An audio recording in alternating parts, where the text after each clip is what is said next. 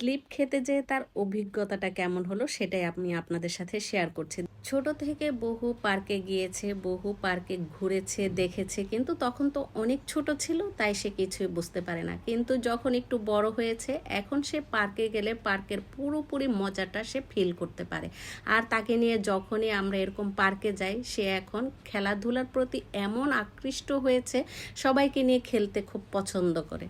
সেদিন ছিল পহেলা বৈশাখ, আর এই পহেলা বৈশাখে আমরা পার্কে গিয়েছিলাম। যে পার্কে গিয়েছি সেখানে যেয়ে দেখি অনেক বাচ্চা অলরেডি আগে থেকেই তারা খেলাধুলা করছিল, কিন্তু আমাদের এই পুচকুটা কিন্তু খেলাধুলার কিছুই বুঝলো না। মানে এই যে এইভাবে স্লিপ খেতে হয় সেটা সে বুঝে নাই, কারণ যখন সে ছোট ছিল তখন তাকে এইভাবে খেলিয়েছিলাম আমরা সবাই। এখন সে আস্তে আস্তে বড় হচ্ছে আর খেলাধুলার প্রতি তার দিন দিন আকর্ষণটা বেড়ে যাচ্ছে। আসসালামু আলাইকুম, আশা করি সবাই ভালো আছেন। আলহামদুলিল্লাহ, আমিও আপনাদের দোয়ায় ভালো আছি। মাঝে মধ্যে বাচ্চাদেরকে কোথাও ঘুরতে নিয়ে গেলে তাদের শারীরিক বিকাশের পাশাপাশি মানসিক বিকাশ ঘটনে সহায়তা করে। আর এভাবে যদি তাদেরকে ইচ্ছে মতো খেলাধুলা করানো যায়, তাহলে তাদের যেমন ক্ষুধার পরিমাণটাও বেড়ে যায়, তাদের উৎসাহ আগ্রহ বেড়ে যায় খাবারের প্রতি, আর তাদের কিন্তু মন মানসিকতাটাও কিন্তু বেশ ভালো থাকে। তখন হাস্যোজ্জ্বল একটা পরিবেশ সৃষ্টি হয় পরিবারের সবার সাথে। তো এখানে দেখেন প্রতিটা মা সবাই মিলে বাচ্চাদেরকে নিয়ে এভাবে ঘুরতে বের হয়েছে, এভাবে পার্কে নিয়ে এসে তারা সুন্দর একটা সময় পার করছে। আর মারা যতটুকু করে বাচ্চাদের জন্য, বাবারা আসলে ততটুকু পারে না, কারণ বাবারা ব্যস্ত থাকে চাকরি ব্যবসা বাণিজ্য নিয়ে। বাবারা যেহেতু বাচ্চাদেরকে খুব কম সময়ে পেয়ে থাকে, শুধুমাত্র রাত ছাড়া তারা হয়তো পেয়ে থাকে না, কিংবা ছুটির দিন ছাড়া, আর এই বাকি সময়টুকু কিন্তু মার সাথে কাটিয়ে থাকে।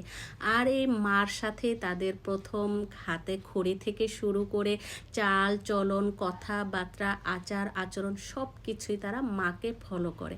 সে কারণে বাচ্চা লালন পালন করতে গেলে একজন মাকে কত দিকে যে খেয়াল রাখতে হয়, কোন কথাটা বাচ্চার সামনে বলতে হবে, কোন কথাটা বাচ্চার অগোচরে বলতে হবে, কোন খাবারটা খেতে সে পছন্দ করে, কোন খাবারটা সে খেতে পছন্দ করে না। একটা বাচ্চার নাওয়া খাওয়া ঘুম সব কিছুই মার একদম মুখস্থ করা থাকে। মার পাশাপাশি যদি দাদি নানি এরকম আদর যত্ন করে লালন পালন করে, সে বাচ্চা তো বড়ই ভাগ্যবান, সে অনেক ভাগ্য নিয়ে জন্মেছে। এই যে আমাদের পুচকুটা, সে তার দাদির কি পরিমাণ ভালোবাসা পায়। আমার কাছে তো মনে হয় মার থেকে দাদি বেশি সব কিছু জানে।